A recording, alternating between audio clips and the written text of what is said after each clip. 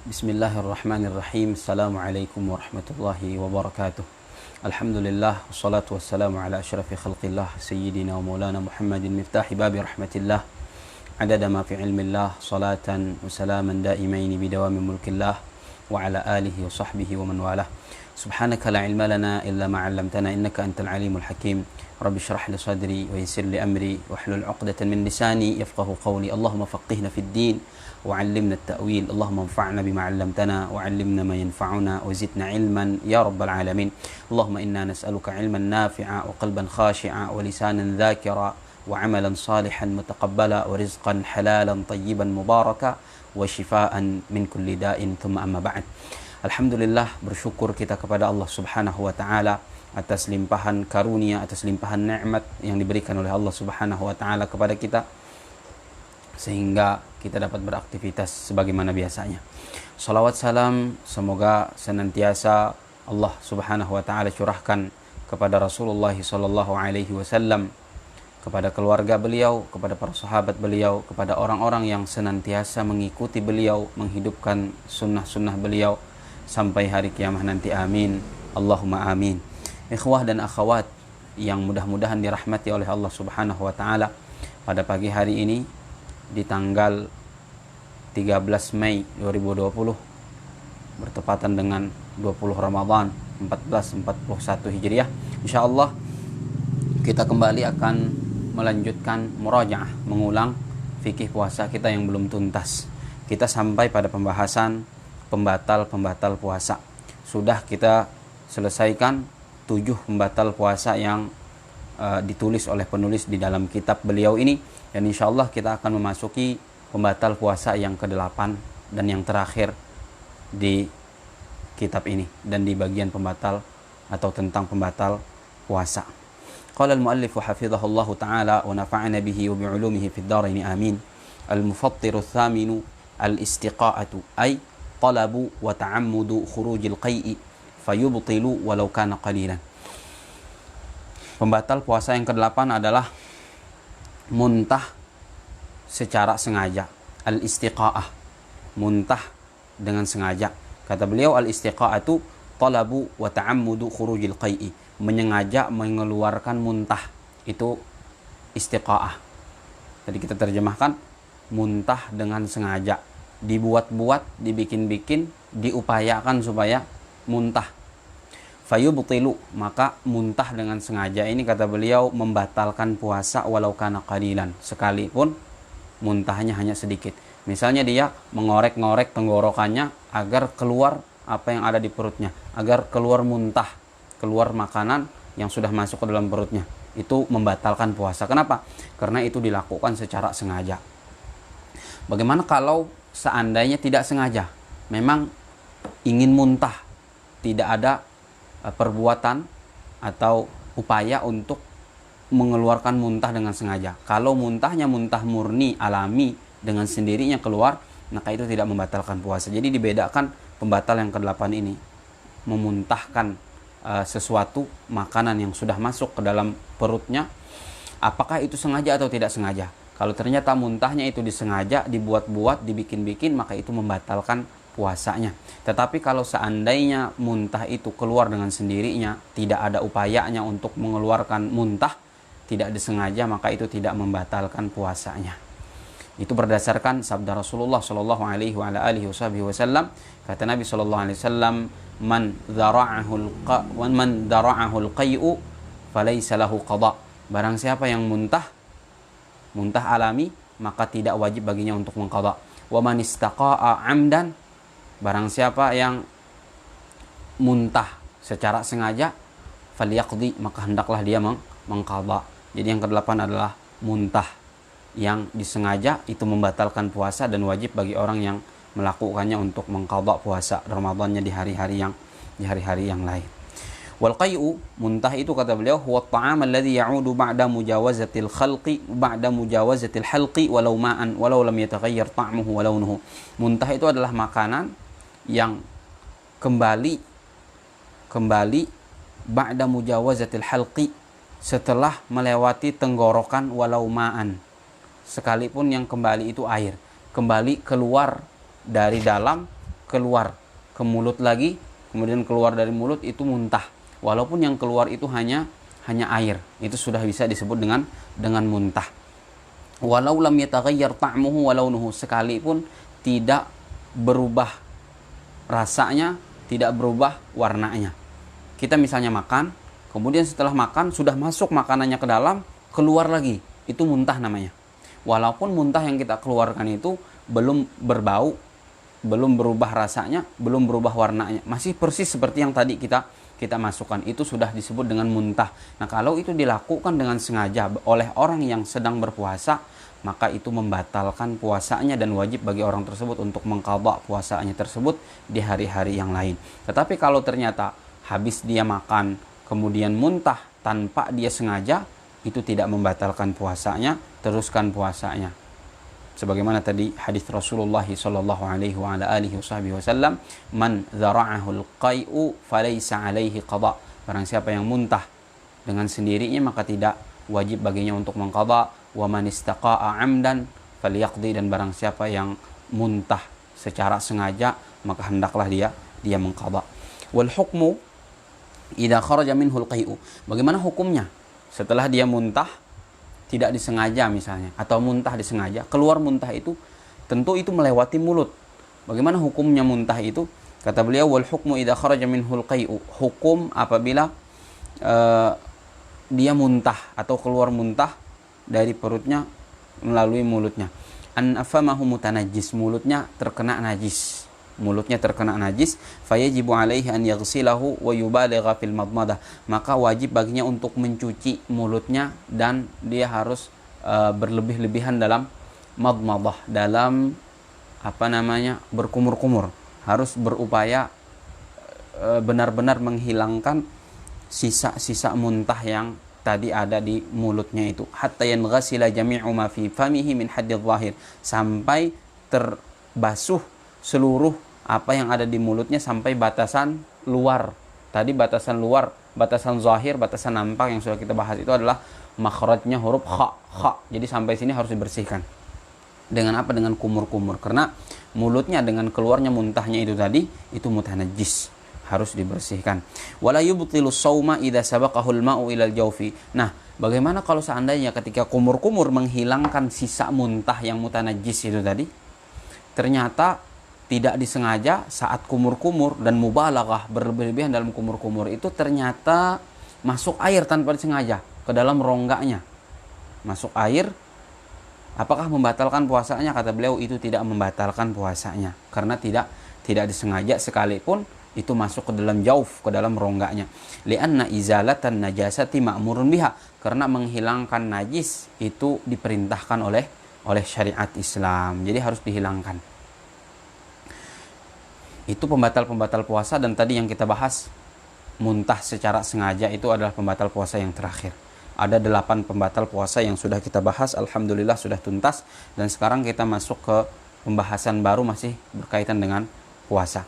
Aqsamul iftari bi'tibari ma yalzamu bisababihi arba'atun. Macam-macam berbuka atau tidak berpuasa dari sisi apa yang wajib dilakukan oleh orang tersebut karena dia tidak berpuasa atau karena dia berbuka. Orang misalnya tidak berpuasa karena alasan-alasan tertentu, atau orang misalnya batal puasanya karena sebab-sebab tertentu. Apa kewajibannya? Apa yang harus dia lakukan atas tidak berpuasa tersebut atau atas puasanya yang batal tersebut? Nah, kata beliau, macam-macam berbuka atau tidak berpuasa dari segi apa yang harus dilakukan dan kewajiban apa yang harus ditunaikan. Ada 4. Yang pertama, ma yalzamu fihil qada'u wal fidyatu. Ada orang yang tidak berpuasa atau orang yang batal puasanya, yang mana dia wajib untuk mengqadha puasanya dan wajib juga untuk bayar fidyah. Jadi 2 kewajibannya. Mengqadha wajib, begitu juga bayar fidyah juga wajib karena dia tidak berpuasa atau karena puasanya batal tadi. Siapa-siapa yang wajib mengqadha puasanya dan juga bayar fidyah kalau dia tidak berpuasa? Itsnan, ada 2 kelompok atau ada 2 orang, kata beliau. Yang pertama, Ada dua jenis berbuka. Yang pertama al-iftaru li khaufin ala ghairihi. Berbuka karena khawatir atas orang lain. Dia misalnya tidak berpuasa atau dia buka dari puasanya. Kenapa? Karena khawatir atas diri orang lain, bukan khawatir atas dirinya. Itu yang pertama. Contohnya seperti apa? Kafitril hamili li khaufiha ala janiniha wal murdi'i li khaufiha ala radi'iha. Seperti tidak berpuasanya atau seperti berbukanya perempuan yang sedang hamil karena khawatir atas janinnya. Begitu juga tidak berpuasanya perempuan yang sedang menyusui karena khawatir terhadap bayi yang disusuinya. Orang yang sedang hamil atau orang yang sedang mengandung dan juga perempuan yang sedang menyusui bayi itu mendapatkan keringanan untuk tidak berpuasa. Boleh tidak berpuasa kalau dia khawatir berpuasa itu membahayakan dirinya atau membahayakan janinnya. Nah, kalau orang yang sedang hamil itu perempuan, tentu karena laki-laki tidak bisa hamil. Kalau perempuan yang sedang hamil itu atau perempuan yang sedang menyusui itu, dia tidak berpuasa atau membatalkan puasanya karena khawatir atas janinnya atau khawatir atas bayi susuannya. Misalnya perempuan itu katanya dia sedang hamil, kalau saya puasa bisa jadi bayi saya ini kenapa-napa, bisa jadi mendatangkan bahaya untuk bayi saya. Nah, ini ada rasa khawatir di dalam dirinya terhadap apa? Bayi yang ada di dalam perutnya atau terhadap janin yang ada di dalam perutnya. Atau misalnya perempuan yang sedang menyusui tidak berpuasa, katanya kalau saya puasa bisa jadi air susu saya ini sedikit dan itu menyebabkan bayi saya kelaparan. Saya khawatir kalau saya puasa bayi saya kelaparan karena air susu saya sedikit. Nah, berarti dia sedang mengkhawatirkan bayinya yang sedang menyusui. Dan perempuan hamil tadi sedang mengkhawatirkan janinnya yang ada di dalam perutnya. Nah, inilah orang yang tidak berpuasa atau membatalkan puasanya karena khawatir atas diri orang lain. Apa kewajibannya? Kewajibannya dua. Yaitu mengqadha puasanya di luar bulan Ramadan nanti dan juga bayar fidyah. Bayar fidyah.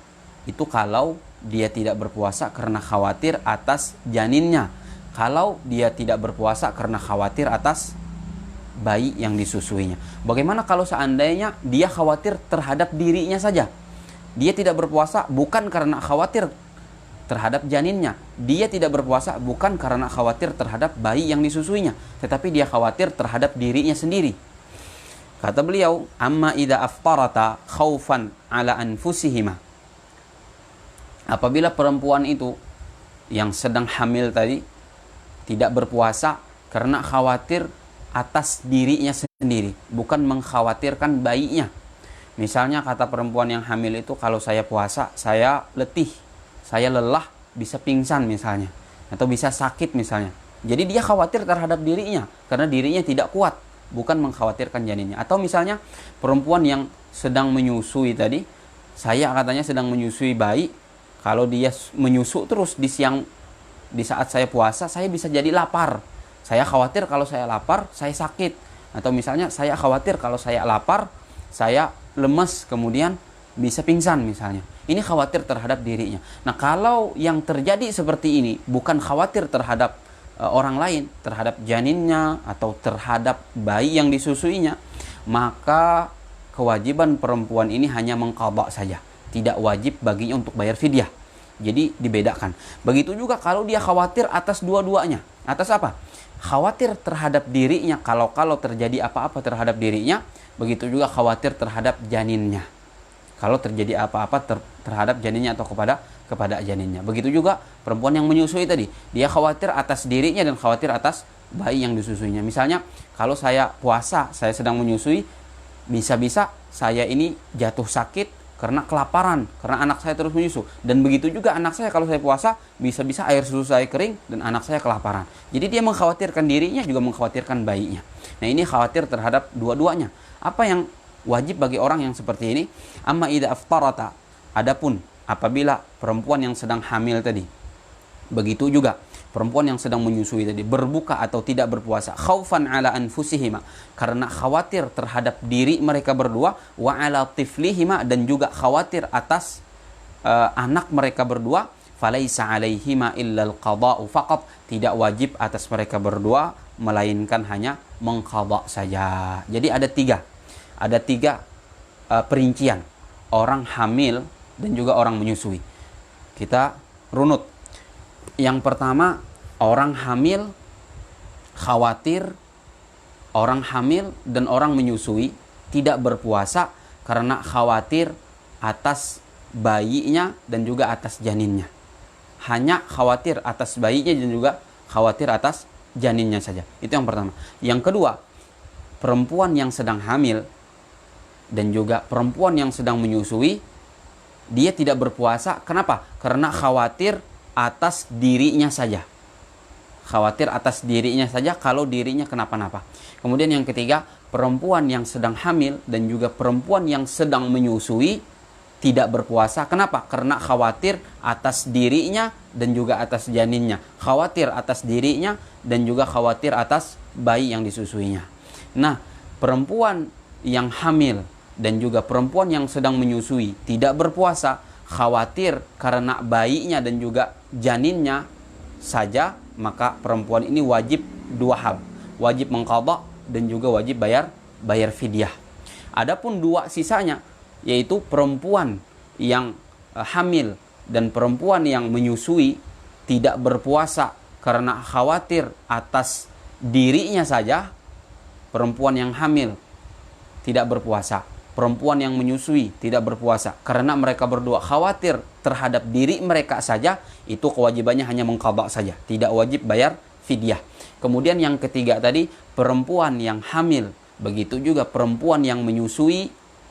Perempuan yang menyusui, mereka berdua tidak berpuasa karena khawatir terhadap diri mereka dan juga janinnya, atau khawatir terhadap dirinya dan juga bayi yang disusuinya. Maka yang seperti ini juga kewajibannya hanya mengqadha, tidak wajib untuk membayar fidyah, tidak wajib untuk membayar fidyah. Nah, itu yang pertama. Yang pertama, berbuka atau tidak berpuasa yang wajib untuk mengqadha dan juga wajib untuk bayar fidyah. Kemudian yang kedua, al-iftaru ma'a ta'khiril qada'i ma'a imkanihi hatta ata ramadhanu akharu bighairi udhrin. Tidak berpuasa atau berbuka dan dia menunda-nunda mengqadha puasanya tersebut. Padahal dia masih atau bisa untuk mengqadha puasanya. Ada waktu di mana dia sudah bisa sebenarnya untuk mengqadha puasanya yang dia tinggalkan itu.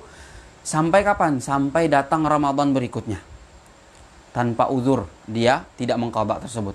Jadi orang yang menunda qadha Ramadan sampai datang Ramadan berikutnya itu memiliki kewajiban dua.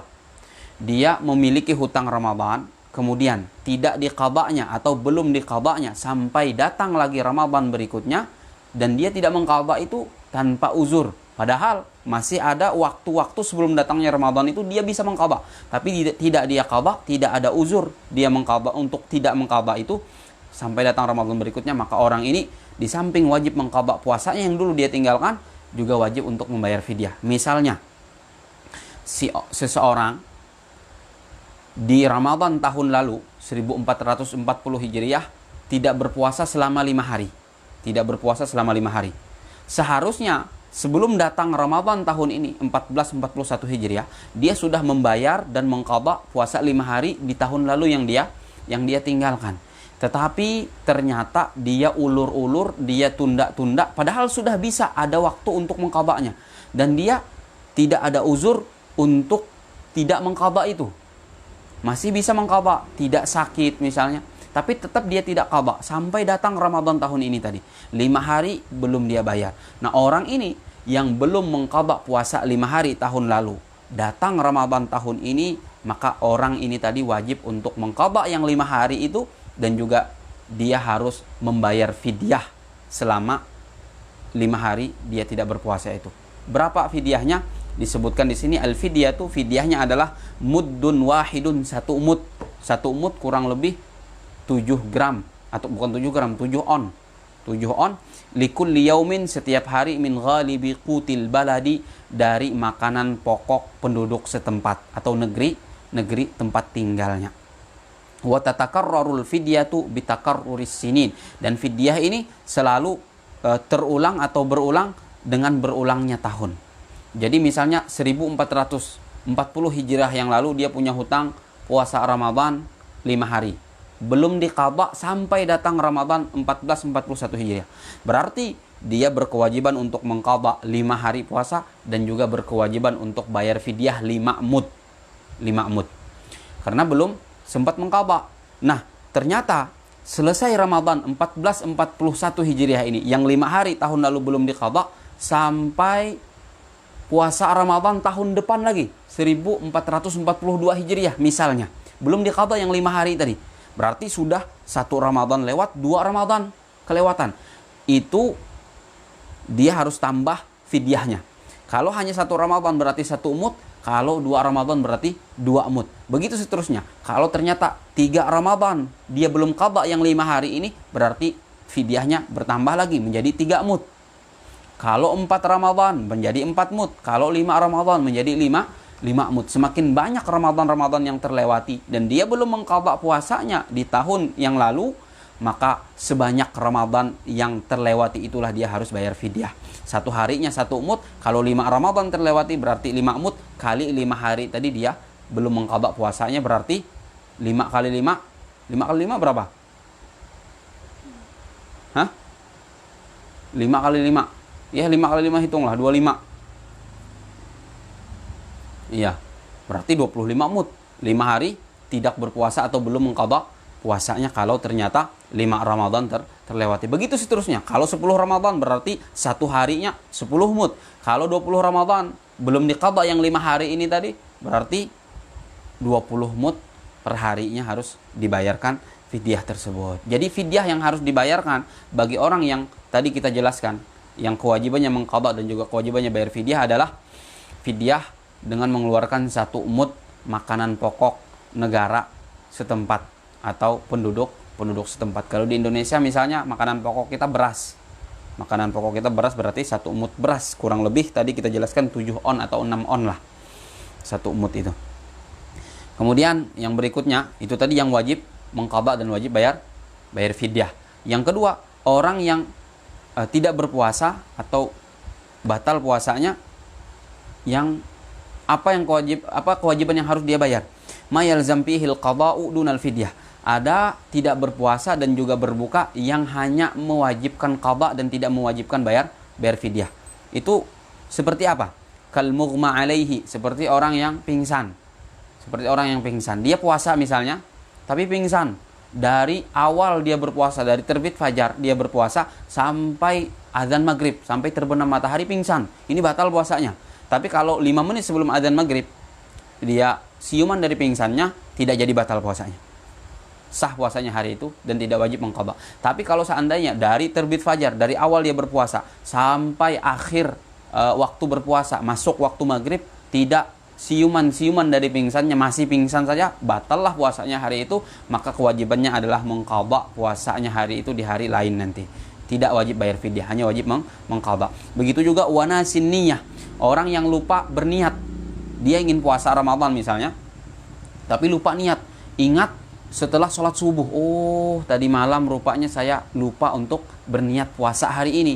Nah, orang seperti ini tidak berpuasa karena dia tidak berniat untuk berpuasa dari tadi malam. Sementara puasa wajib itu harus niatnya dimalamkan, sebagaimana sabda Rasulullah sallallahu alaihi wasallam, man lam yubayyitus siyama minal laili fala siyamalah. Barang siapa yang tidak memalamkan niat puasa wajibnya, maka tidak ada puasa baginya, tidak sah puasanya. Ternyata dia lupa untuk berniat, berarti batal puasanya dan tidak sah puasanya. Nah, kalau tidak sah puasanya berarti dia memiliki kewajiban untuk mengqadha, dan kewajibannya hanya mengqadha saja, yaitu di luar bulan Ramadan tidak wajib baginya untuk bayar fidyah. Wal muta'addi bi fitrih, orang yang membatalkan puasanya secara sengaja. Makan misalnya di siang hari bulan Ramadan sengaja. Tahu bahwa makan itu membatalkan puasa tapi dia makan, membatalkan puasanya secara sengaja. Minum misalnya di siang hari bulan Ramadan, membatalkan puasanya dengan sengaja, atau membatalkan puasanya dengan cara-cara lain yang termasuk pembatal puasa. Ini juga wajib baginya untuk mengqadha saja, tidak wajib baginya untuk bayar fidyah.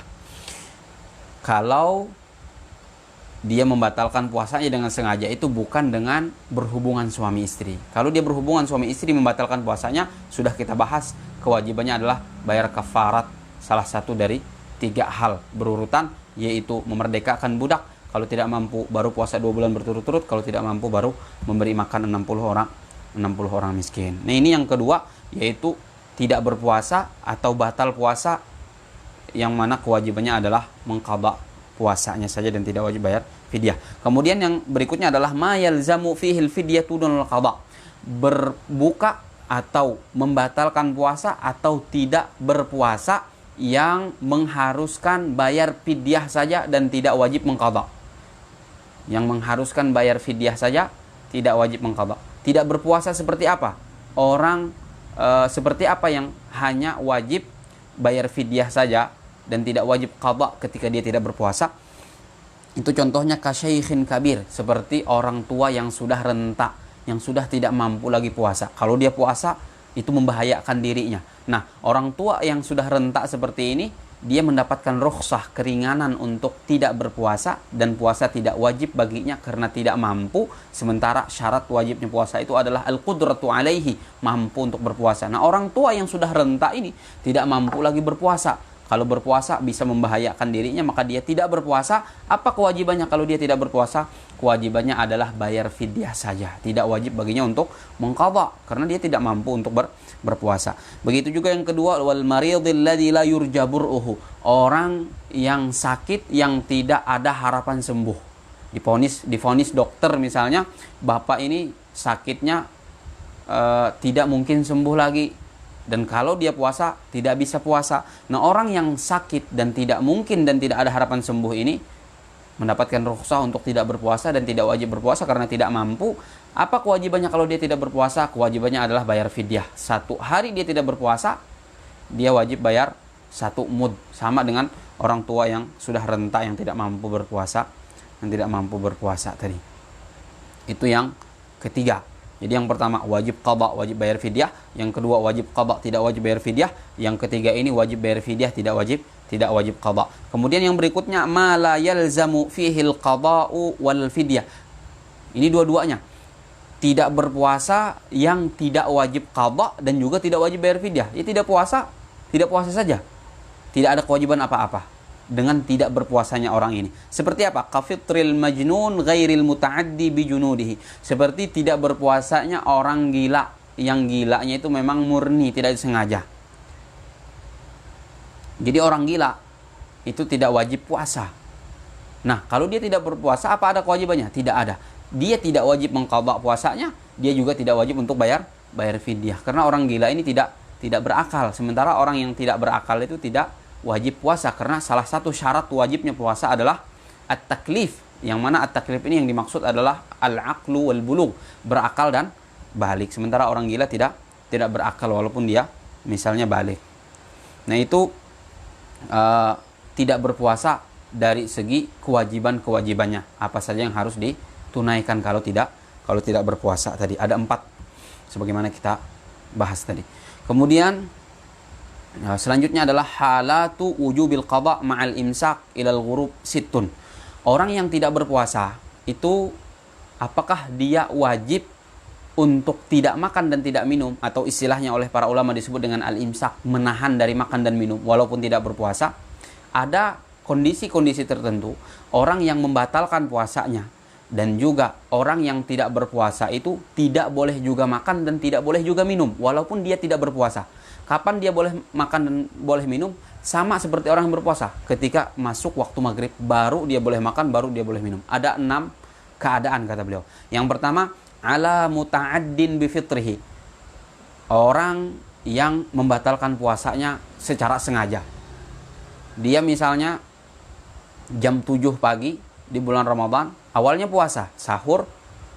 Kemudian jam 7 membatalkan puasanya dengan minum. Haus misalnya, dia minum secara sengaja, sadar dan faham bahwa itu tidak boleh, batal puasanya. Nah, orang seperti ini membatalkan puasa dengan sengaja, haram baginya untuk makan dan minum di siang hari itu. Kapan dia boleh makan dan minum? Di saat waktu maghrib nanti baru dia boleh makan dan minum. Kalau dia makan dan minum itu tidak boleh. Jadi karena dia membatalkan puasanya dengan sengaja, dia diwajibkan untuk imsak. Wajib untuk imsak, wajib untuk menahan diri dari makan dan minum walaupun dia sudah batal puasanya. Kemudian yang kedua, ala tarikin niyati lailan walau sahwan, atas orang yang meninggalkan berniat di malam hari. Walaupun dia meninggalkan niat itu karena lupa. Jadi dia tidak ingat untuk berniat puasa besok hari. Di malam harinya dia lupa untuk berniat, atau sengaja dia tinggalkan niat tidak berniat puasa. Nah, besoknya ketika siang dia tidak boleh makan, tidak boleh minum walaupun tidak berpuasa karena tidak berniat. Tapi dia tetap wajib untuk imsak, tidak boleh makan, tidak boleh minum sampai terbenamnya matahari. Sama persis seperti orang yang berpuasa. Rugi. Tidak berpuasa, tidak sah puasanya, dan tidak boleh makan, tidak boleh minum sampai waktu maghrib tiba. Yang ketiga, ala man tasahhara dhannan baqa'al laili fabana khilafuhu. Atas orang yang sahur, dia menyangka masih malam, masih belum terbit fajar, tapi ternyata sudah terbit fajar. Jadi orang ini sahur, dikiranya belum masuk waktu subuh, sahur terus. Tapi ternyata orang sudah subuh. Karena dia melihat misalnya di luar rumah masih gelap misalnya, lalu dia sahur. Dikiranya belum masuk waktu sholat subuh, belum masuk waktu fajar. Tapi ternyata sudah masuk waktu fajar. Dia keliru. Nah, ini juga tidak sah puasanya karena dia keliru dalam bersahur. Sahur di waktu yang mana dia sebenarnya sudah harus wajib berpuasa dan tidak makan dan minum lagi. Ini dia wajib imsak juga. Jadi dia tidak boleh makan di siang hari itu sampai tiba waktu maghrib. Begitu juga alaman aftara dhanan al-ghurub fabana khilafuhu. Atas orang yang berbuka, dia menyangka sudah terbenam matahari tapi ternyata belum. Misalnya jam 5.30 sore, dia kira sudah masuk waktu maghrib, tapi ternyata belum masuk waktu maghrib, sementara dia sudah berbuka. Nah, ini dia tidak boleh lagi makan kalau dia sudah tahu bahwa ternyata belum masuk maghrib sampai datangnya waktu maghrib. Ini masih mending karena waktunya singkat untuk tidak makan dan tidak minum. Tapi orang yang tadi salah dalam sahur dikira belum masuk waktu subuh, ternyata sudah subuh, ini panjang, dia harus imsak, dia harus menahan dari makan dan minum sampai waktu maghrib. Kemudian yang kelima, alaman bana lahu yaumu 30 Sya'ban annahu min Ramadan. Orang yang telah jelas baginya hari ke-30 Sya'ban itu sudah termasuk 1 Ramadan. Belum ada pengumuman sidang itsbat misalnya bahwa besok sudah Ramadan.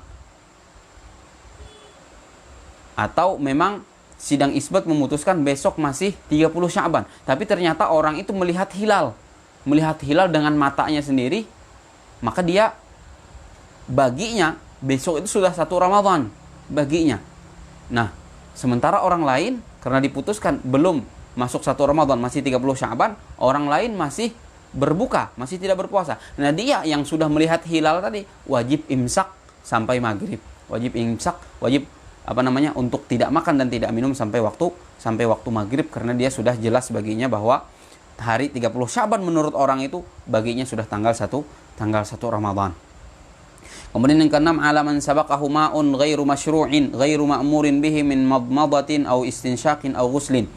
Orang yang kumur-kumur atau istinsyak atau mandi, tapi kumur-kumurnya bukan kumur-kumur yang diperintahkan. Kumur-kumurnya bukan kumur-kumur yang disyariatkan. Begitu juga istinsyaknya bukan istinsyak yang diperintahkan. Dan mandinya bukan mandi yang diperintahkan. Kumur-kumur biasa saja, istinsyak biasa saja. Puasanya sebagaimana kita bahas. Nah, kalau dia batal puasanya, maka wajib baginya untuk imsak. Dari mulai dia batal puasanya itu sampai waktu maghrib itu wajib imsak. Tidak boleh makan, tidak boleh minum sampai terbenamnya matahari. Itu 6 keadaan di mana kalau orang itu batal puasanya atau dia tidak berpuasa, wajib baginya untuk tidak makan dan tidak minum sampai waktu maghrib tiba.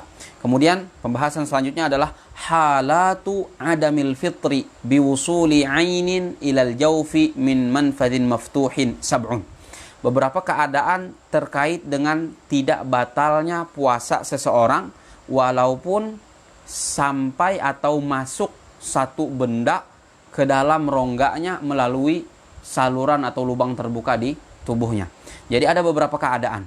yang mana masuknya suatu benda ke dalam rongga kita melalui lubang-lubang terbuka itu tidak membatalkan puasa. Di sini ada 7 keadaan beliau sebutkan. Yang pertama, ma wasala ilaihi binisyan. Sesuatu yang masuk ke dalam jauf atau ke dalam rongga itu karena kelupaan. Dia misalnya memasukkan sesuatu ke dalam mulutnya karena lupa bahwa dia sedang berpuasa, atau makan sekalian.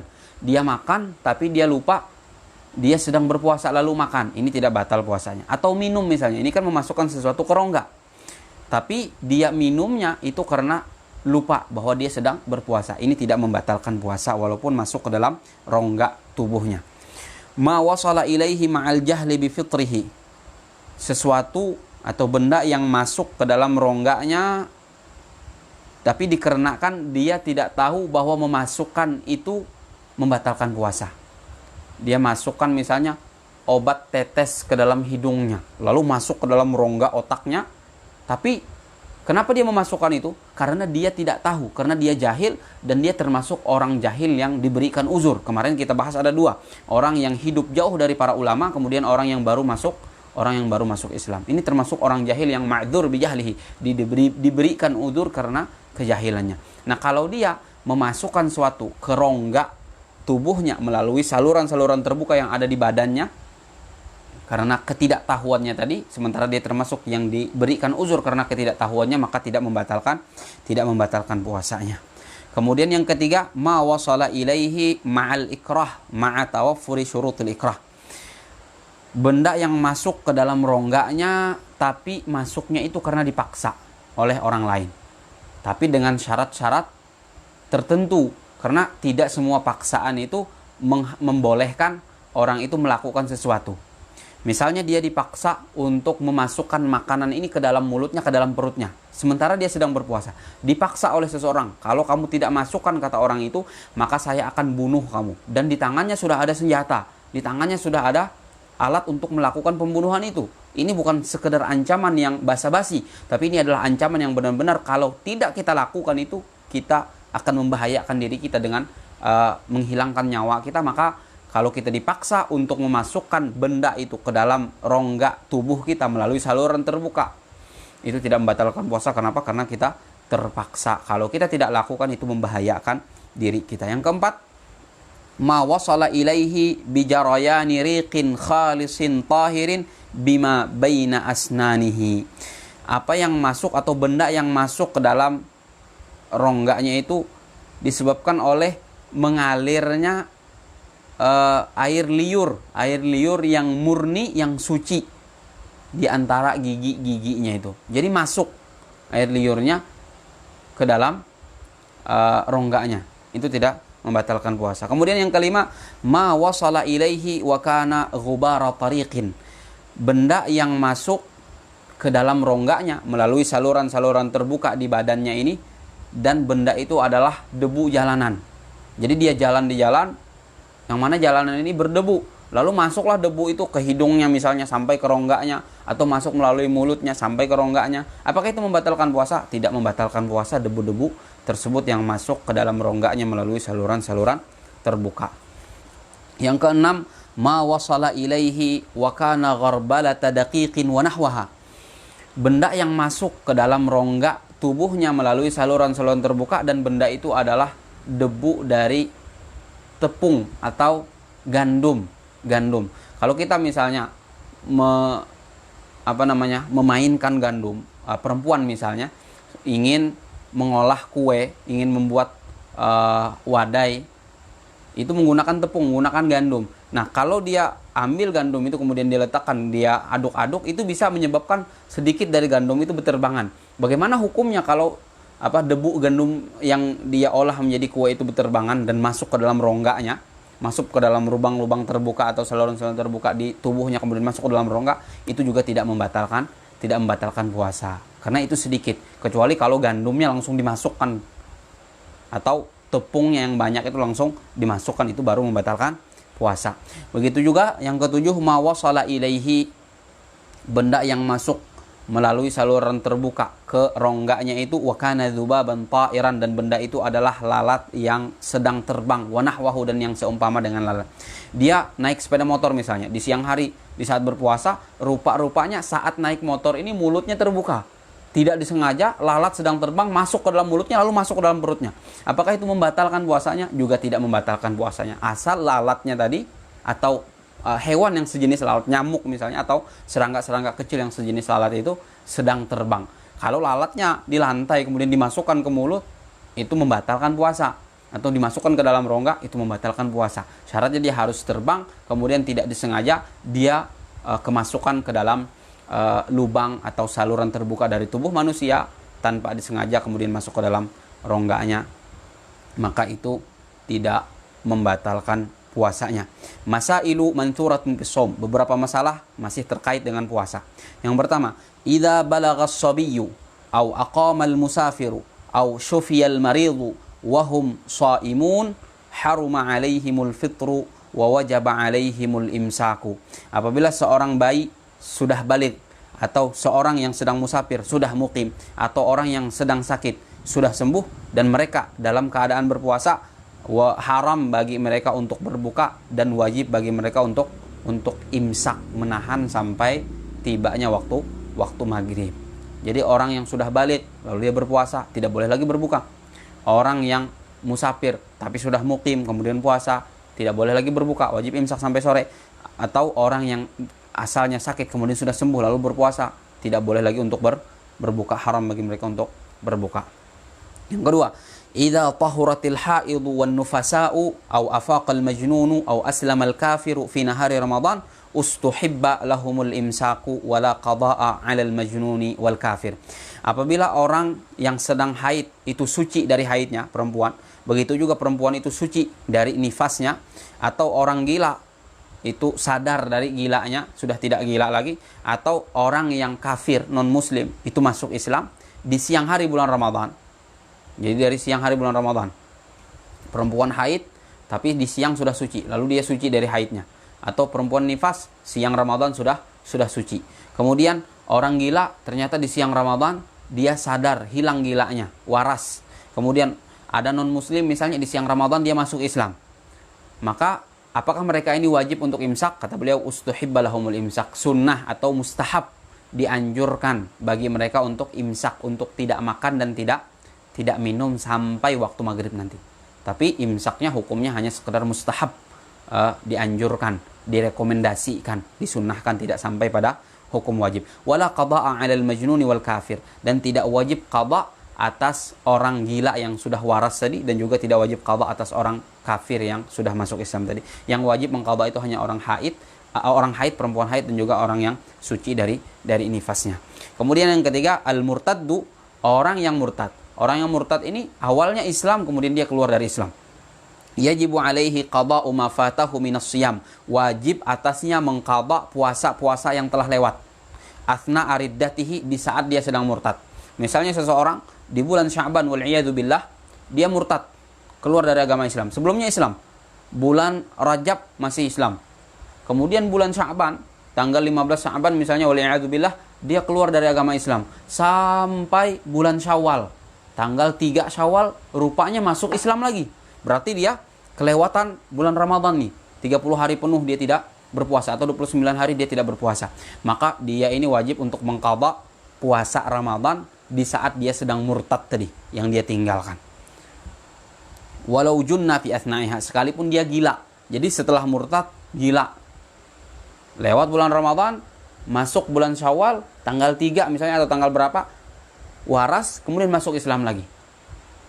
Wajib baginya untuk mengqadha. Jadi orang yang murtad itu memiliki kewajiban untuk mengqadha, berbeda dengan non muslim yang asli, orang yang tidak Islam dari awal, dari lahir dia tidak Islam baru masuk Islam. Tapi orang yang awalnya Islam kemudian murtad kemudian masuk Islam lagi, kalau dia ketinggalan puasa Ramadan, wajib baginya untuk mengqadha puasa Ramadan yang dia tinggalkan di saat dia murtad tersebut. Yang keempat, minal khata'il fahish al-waqi' fihi katsirun minan nas, termasuk kesalahan yang sangat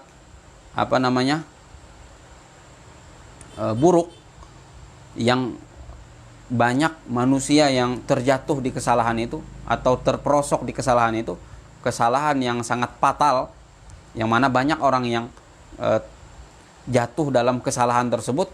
Annahum indama yasma'una adhan al-fajri yatabadaruna ila syurbi i'tiqadan minhum jawaz dzalik. Bahwa mereka ketika mendengar azan subuh, mereka bersegera minum. Jadi sudah azan subuh, mereka ketika mendengar orang azan subuh itu segera untuk mengambil air untuk minum. Jadi orang sudah azan masih minum. Bersegera untuk minum karena mereka menyangka, meyakini bahwa itu masih boleh.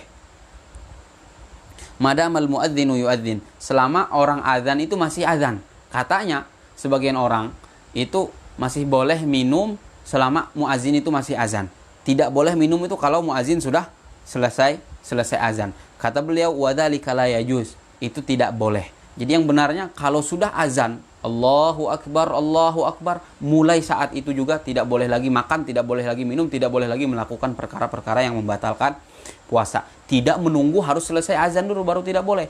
Dengan masuknya waktu sholat subuh, dan itu ditandai dengan azan subuh yang dilakukan oleh seorang muazin, mulai saat itulah tidak boleh lagi orang yang akan berpuasa itu untuk makan, untuk minum, dan untuk melakukan perkara-perkara yang membatalkan puasa. Waman yaf'aluhu fasawmuhu batil. Orang yang sudah azan tetapi masih minum atau masih makan, maka puasanya kata beliau batal. Puasanya batal, puasanya tidak sah. Wa alaihil qadha, dan wajib atasnya untuk mengqadha puasanya tadi. In kana shaumuhu fardhan, kalau puasanya puasa wajib. Li'annal muadzina la yashra' fil adzan illa ba'da tulu'il fajri. Alasannya kenapa? Karena orang yang azan itu atau muadzin itu dia tidak azan kecuali karena sudah terbit fajar. Sementara waktu kita boleh makan, boleh minum di malam bulan puasa itu sampai terbit fajar saja. Kalau sudah terbit fajar, habis dah waktu untuk makan dan untuk minum itu. Dan itu ditandai dengan orang yang azan itu. Fa idza syariba athna al-adzan, apabila dia minum di tengah-tengah saat orang azan itu, fayakunu qad syariba fi waqtil fajri, maka berarti dia sedang minum di waktu fajar. Sudah masuk fajar, dia masih minum. Artinya sudah habis waktu boleh makan, boleh minum, dia masih minum. Sudah masuk waktu wajib berpuasa, dia masih minum. Wa kullu dzalika bisababil jahli. Yang demikian itu disebabkan oleh ketidaktahuan, kata beliau. Walam yaqul bidzalika ahadun minal a'immatil mu'tabarin, dan tidak ada satupun dari imam-imam yang pendapat mereka mu'tabar, pendapat mereka diakui, tidak ada satupun yang berpendapat seperti itu. Ini bermula dari suatu hadis yang keliru dalam memahami hadis tersebut. Ada hadis Rasulullah Shallallahu Alaihi Wasallam. Kata Rasulullah Shallallahu Alaihi Wasallam, apabila kalian mendengar Bilal sedang azan, maka teruskan makan dan minum kalian. Dan apabila kalian mendengar Ibnu Ummi Maktum, Abdullah bin Ummi Maktum azan, maka berhentilah dari makan dan minum kalian. Kenapa Rasulullah mengatakan apabila kalian mendengar Bilal sedang azan, maka teruskan makan dan minum kalian? Ini maknanya bukan seperti yang dipahami oleh sebagian orang, bahwa kalau azan belum selesai masih boleh makan, boleh minum. Tidak. Kenapa Rasulullah mengatakan seperti itu? Karena dulu di zamannya Nabi Muhammad sallallahu alaihi wasallam, Sayyidina Bilal bin Rabah ini azannya di zamannya Rasulullah sallallahu alaihi wasallam, azan subuh itu 2 kali. Dan yang azan pertama itu dilakukan oleh Sayyidina Bilal itu belum masuk waktu subuh. Itu hanya untuk membangunkan orang-orang bahwa waktu subuh sudah dekat. Lalu azanlah Sayyidina Bilal. Makanya Rasulullah mengatakan, kalau kalian mendengar azannya Bilal, maka teruskan makan dan minum kalian. Kenapa? Karena memang azannya Bilal itu belum menunjukkan masuknya waktu sholat subuh. Belum menunjukkan terbitnya fajar yang menandakan sudah wajib puasa. Makanya kata Rasulullah, lanjutkan makan dan minum kalian. Kenapa? Karena azan yang sudah masuk waktu di zaman Rasulullah itu dilakukan oleh Sayyidina Abdullah bin Ummi Maktum. Kalau sudah masuk waktu sholat subuh, sudah terbit fajar shadiq, yang azan itu bukan Sayyidina Bilal. Yang azan itu adalah Sayyidina Abdullah bin Ummi Maktum ridwanullahi ta'ala alaihi. Makanya Rasulullah mengatakan seperti itu. Kalau kalian mendengar Bilal azan, teruskan makan dan minum kalian. Karena memang belum masuk waktu sholat subuh. Tapi kalau sudah azan Ibnu Ummi Maktum radhiyallahu ta'ala anhu wa radhiyallahu an Sayyidina Bilal radhiyallahu ta'ala anhu, kalau azan Sayyidina Abdullah bin Ummi Maktum, maka sudah masuk waktu subuh dan tidak boleh lagi makan, tidak boleh lagi minum. Makanya sebagian orang memahami hadis ini tidak sesuai dengan pemahaman sesungguhnya.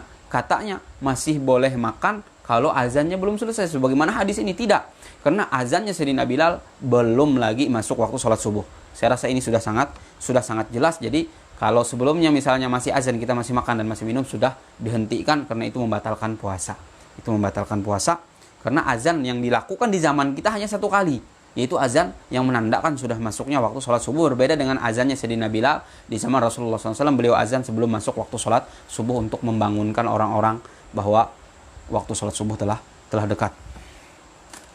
Yang kelima, wa idza mata asy-syakhsu wa 'alaihi qada'u shaumin min Ramadan aw kaffarah wa qad tamakkana minhu wa lam yaqdihi fayajuzu an yasuma 'anhu waliyuhu aw yukhrija 'an kulli yaumin muddan.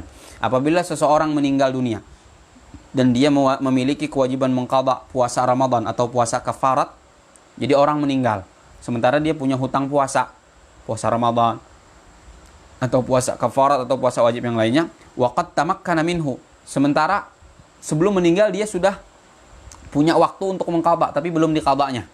Wa qad tamakkana minhu wa lam yaqdihi, tapi dia tidak mengqadhanya, fayajuzu an yasuma anhu waliyuhu, maka boleh walinya, maka boleh kerabatnya, keluarganya untuk melakukan puasa untuk si orang yang meninggal tadi. Boleh baginya untuk berpuasa bagi orang yang meninggal tadi, walinya, yaitu keluarganya, ahli warisnya.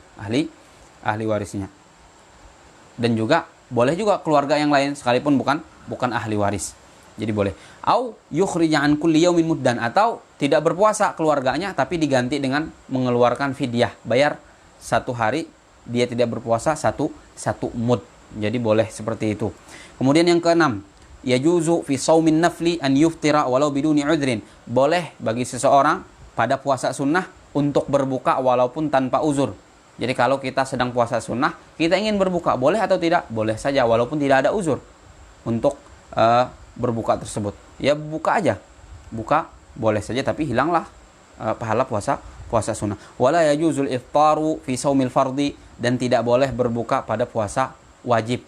Jadi kalau puasanya puasa sunnah, kita ingin berbuka walaupun tanpa uzur, itu dibolehkan.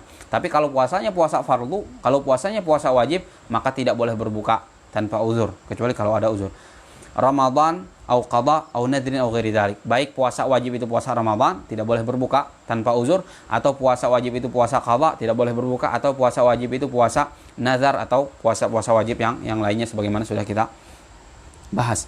Yang ketujuh, yahrumul wisal, haram hukumnya melakukan wisal. Apa itu wisal? Al-wisalu huwa an yasuma yaumaini mutataliyaini biduni an yata'ata bainahuma mufattiran. Wisal itu adalah berpuasa 2 hari berturut-turut tanpa mengkonsumsi di antara 2 hari itu sesuatu apapun.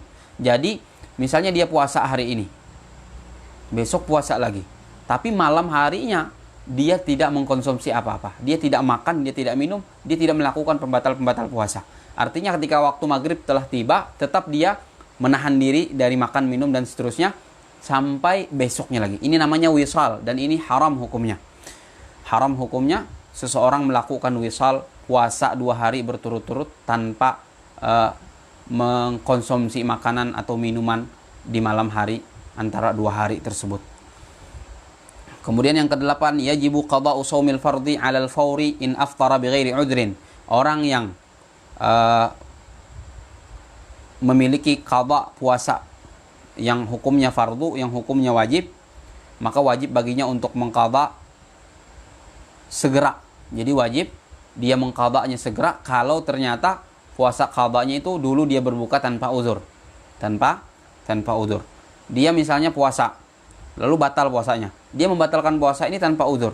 Nah, berarti dia wajib mengqada, dan kewajiban mengqada ini segera harus dilakukan. Kenapa? Karena puasanya dia batalkan tanpa uzur. Wa yajibu 'alat tarahi, tetapi kalau dia batalkan dengan uzur, wa yajibu 'alat tarahi in aftara bi'udhrin kasafarin aw maradin aw nisyani niyatin.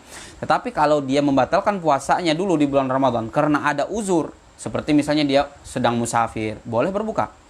Atau misalnya dia sakit, boleh berbuka. Atau dia lupa niat, itu karena uzur, boleh berbuka. Nah, orang yang dulu pernah meninggalkan puasa karena uzur atau pernah berbuka puasa karena uzur, itu kewajiban mengqadanya tidak segera, boleh ditunda-tunda, tidak wajib untuk diqada secara segera atau secara cepat. kecuali kalau dia meninggalkan puasa atau membatalkan puasanya tanpa uzur. Yang terakhir, yang kesembilan, idza ra'a sha'iman ya'kul. Apabila ada seseorang melihat orang yang sedang berpuasa, ternyata dia sedang makan. Orang misalnya berpuasa, tapi dia lupa, kemudian dia sedang makan. Dilihat oleh orang lain, idza ra'a sha'iman ya'kul. Apabila dia, seseorang itu melihat orang yang sedang berpuasa, dia sedang makan, fa in kana zahiru halihi taqwa. Apabila dia melihat orang yang sedang makan ini, penampilan orang yang bertakwa, fayusannu tanbihuhu, maka disunahkan untuk memberitahunya, untuk mengingatkannya kalau dia sedang berpuasa. Wa in kana zahiru halihi tahawun. Apabila orang yang puasa yang sedang makan ini, penampakannya atau penampilan orang-orang yang sering mengentengkan, meremehkan bi awamirillah, perintah-perintah Allah, fayajibu tanbihu, maka wajib untuk diingatkan. Jadi kalau orang itu kelihatan orang bertakwa, kemudian dia berpuasa, kita melihatnya dia sedang makan, dia sedang lupa bahwa dia berpuasa, sunnah saja bagi kita untuk mengingatkannya. Tidak wajib kita ingatkan. Tapi kalau seandainya orang itu penampilannya adalah penampilan orang yang tidak bertakwa, orang-orang yang sering untuk meremehkan atau mengenteng-entengkan perintah-perintah Allah, maka wajib bagi kita untuk mengingatkannya. Wajib bagi kita untuk mengingatkannya, harus diingatkan bahwa dia sedang berpuasa. Nah, itu terakhir tadi pembahasan tentang berpuasa, dan alhamdulillah kita sudah menuntaskan murajaah atau mengulang fikih puasa kita. Walaupun tuntasnya di tanggal 20 Ramadan, tapi mudah-mudahan ada manfaatnya untuk kita semua. Mudah-mudahan apa yang kita pelajari itu menjadi ilmu yang bermanfaat untuk kita, dan mudah-mudahan Allah selalu menambahkan ilmu untuk kita dan juga memberikan manfaat kepada kita. Amin ya rabbal alamin. Mungkin ini yang bisa disampaikan, salah dan khilafnya mohon maaf. Kalau selama ini ada kata-kata yang tidak pantas, ada kata-kata yang menyakiti, atau ada kata-kata yang jorok, kata-kata yang kotor terucap dari lisan ini, mohon dimaafkan. Wabillahi taufiq wal hidayah. Subhanakallahumma wa bihamdika asyhadu an la ilaha illa anta astaghfiruka wa atubu ilaik. Assalamualaikum warahmatullahi taala wabarakatuh.